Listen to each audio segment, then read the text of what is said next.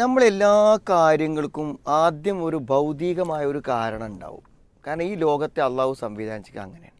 എല്ലാറ്റിനും ഭൗതികമായ കാരണങ്ങളിൽ ബന്ധിതമാണിതൊക്കെ. അപ്പോൾ നമ്മളിപ്പോൾ ഒരു സ്ഥലം വാങ്ങുന്നു. നമ്മൾ അപ്പോഴത്തെ ആദായവും സൗകര്യമൊക്കെ നോക്കിയിട്ട് എവിടെയെങ്കിലും പോയിട്ട് വഴിയുണ്ടോ, അല്ലെങ്കിൽ വീട് കയറ്റാൻ പറ്റിയതാണോ, അതോ കൃഷിഭൂമിയാണോ എന്നൊന്നും നോക്കാതെ നമ്മളൊരു സ്ഥലം എടുത്തിട്ട് എന്ത് ചെയ്യാണ്, പിന്നെ നമ്മൾ കുറേ കാലം അതിലേക്ക് വഴി ഉണ്ടാക്കാനും അത് വീടുണ്ടാക്കാനൊക്കെ ശ്രമിക്കുമ്പോൾ അതങ്ങനെ നടക്കാതെ പോകും. ചിലപ്പോൾ അതൊരു പറമ്പാവില്ല, അപ്പോൾ അതിൻ്റെ തരം മാറ്റേണ്ടി വരും. അപ്പോൾ ഇങ്ങനെ ഓരോരോ പ്രശ്നങ്ങൾ ഇങ്ങനെ വരുമ്പോൾ ഞാനൊരു വീടുണ്ടാക്കാൻ തുടങ്ങുമ്പോൾ ഇപ്പോൾ അവിടേക്ക് വഴിയില്ല, അതേപോലെ തന്നെ അവിടെ എന്ന് പറയുന്നതിൽ അർത്ഥമില്ല. എന്ത് കാര്യങ്ങളുടെയും ആ ഭൗതികമായ കാരണങ്ങളെ നമ്മൾ വിശകലനം ചെയ്തിട്ടാണ് നമ്മൾ എന്ത് ചെയ്യേണ്ടത്, അതിലേക്ക് ഇറങ്ങേണ്ടത്. ആ വശങ്ങൾ നമ്മൾ പഠിക്കാതെ ഒരു സംഗതിയിലേക്ക് ഇറങ്ങുമ്പോൾ ചിലപ്പോൾ എന്താവും, അത് അപകടത്തിൽപ്പെട്ടു. അപ്പോൾ നമ്മൾ വിധിയെ പഴിച്ചിട്ടോ അല്ലെങ്കിൽ നമ്മൾക്ക് ബർക്കത്തില്ല കുരുത്തല്ല എന്നൊന്നും പറഞ്ഞിട്ട് കാര്യമില്ല.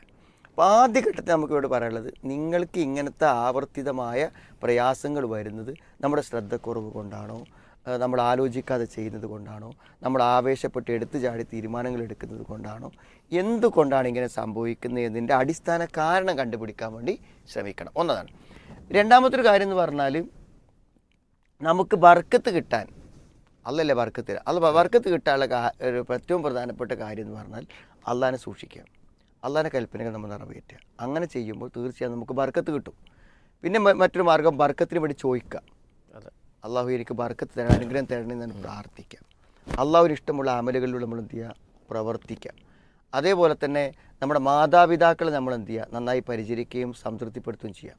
അത് നമുക്ക് എന്ത് ചെയ്യും, ബർക്കത്ത് കിട്ടാനുള്ള കാരണങ്ങളായി തരും.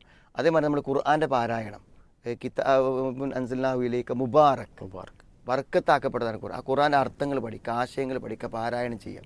ഇതൊക്കെ നമുക്ക് ബർക്കത്ത് കിട്ടാനുള്ള കാരണങ്ങളാണ്.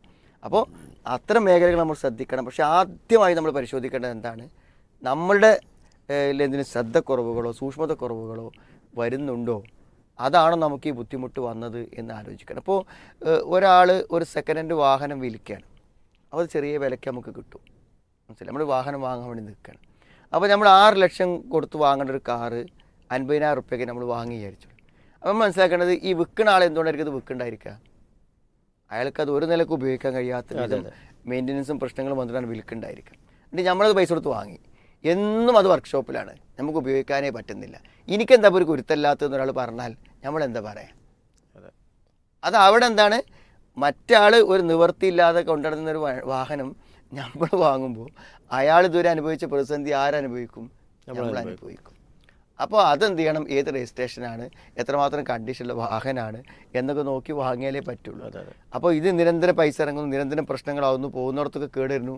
അപ്പോൾ ഇതെന്തെനിക്കൊരു കുരുത്തല്ലാത്തു എന്ന് പറയുന്നതിൽ അർത്ഥമില്ല എന്നാണ് പറയുന്നത്. അപ്പോൾ ഭൗതിക കാരണങ്ങൾ ഉണ്ടോ എന്ന് പരിശോധിക്കണം.